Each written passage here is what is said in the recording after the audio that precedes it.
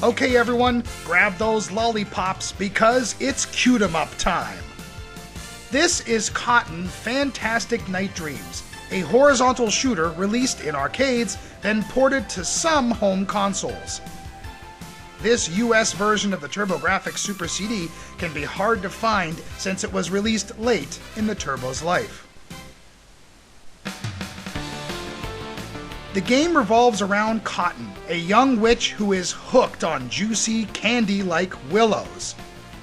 So when the fairies in Fairyland ask her to stop the evil mist in exchange for these willows, well, Cotton's addictions are nicely tempted. This storyline is cutesy and goofy and revealed slowly in cutscenes before each stage. Lollipops out and lick. Ironically, the rest of the game is not as cute as the cutscenes make it out to be. The enemies you attack are a strange mix of goofy and downright creepy, including Frankenstein head-tossing monsters, quirky Grim Reapers, mutant crabs, dragon beasts, and stacks of enemies that just won't die. Even the locations deviate from cute as our favorite redhead on a broom flies through dark forests, volcanoes, and even castles. The game's 6 stages auto-scroll from left to right, but often shift into reverse, and sometimes move up and down for some nice variety.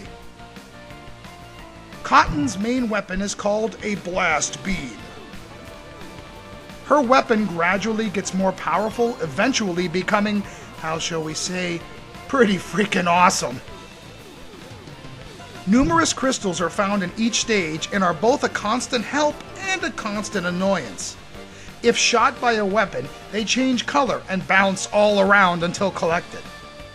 With a bunch of them hopping about, plus a ton of enemies on screen, it can all get very distracting. Based on their color, crystals add points to your score, experience, and even magic. These magical items include the Dragon Fire and the Electro Bolt, both of which are pretty powerful.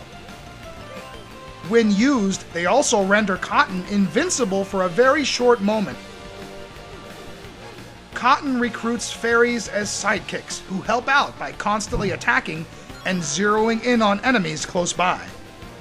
Holding down the button will rocket the fairies directly out front, though I never really found this very useful.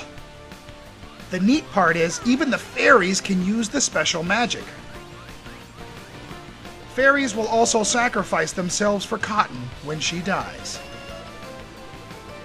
Now, if those attacks weren't enough, Cotton can also drop bombs.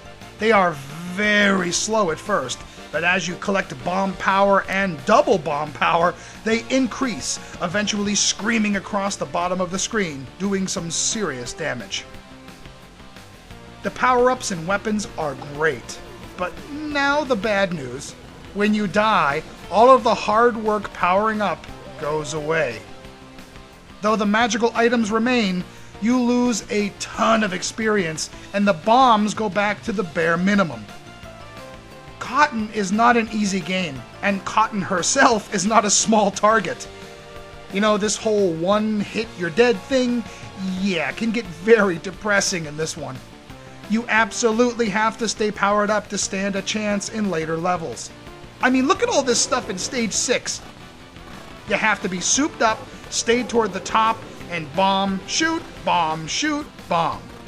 Thank God you can touch the walls and the ground, or else, wow, that would suck.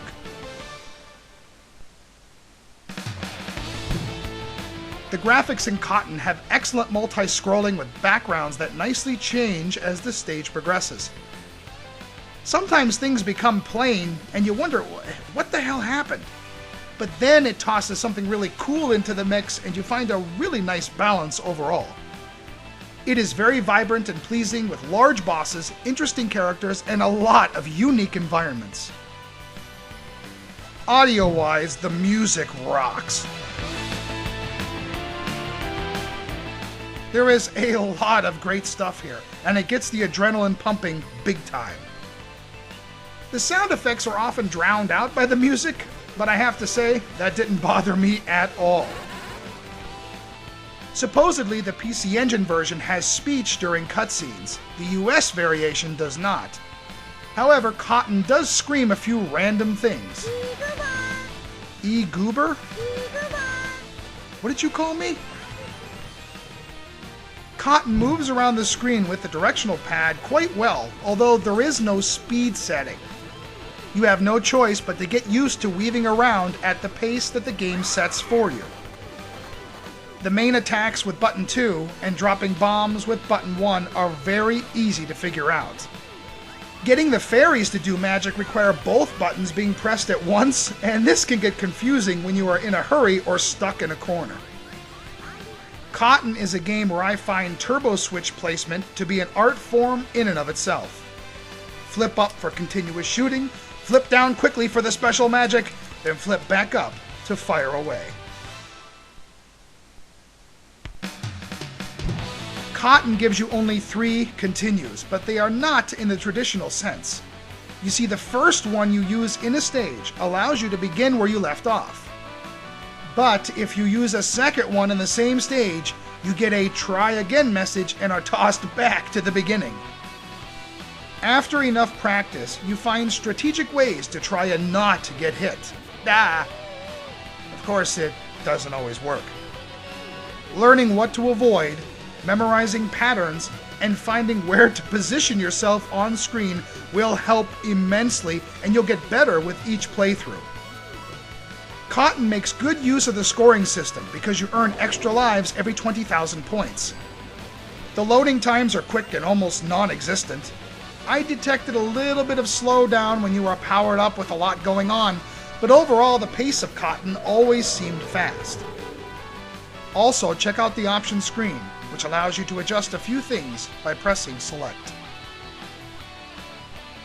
When you finally defeat Cotton, the game hits you with a Go Extra screen. To get the true ending, or in this case the game's credits, you have to play through the entire thing again on a much harder setting. There are no intermissions this time, and you use the same lives and continues you have built up in the first pass. I tried to beat it a few times on default, and I got a little further each time, but honestly, the second pass is just too hard, and I don't know, Cotton is just not addictive enough to make me suffer through it anymore.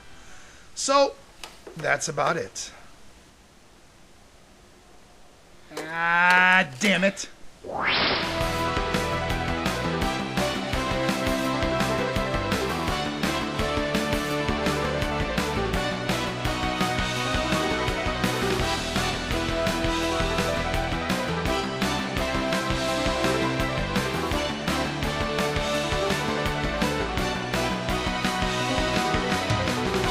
I did it! I beat the second pass! Ha ha! Nobody else really cares, do they?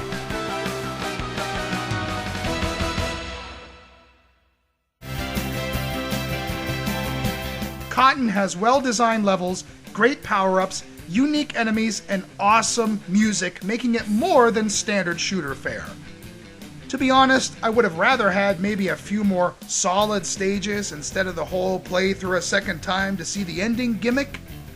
But I still really liked the game, and let's face it, I was extremely addicted to it, so that has to count for something. Lollipops or not, Cotton is a really great game, and I, E-Goober, recommend it.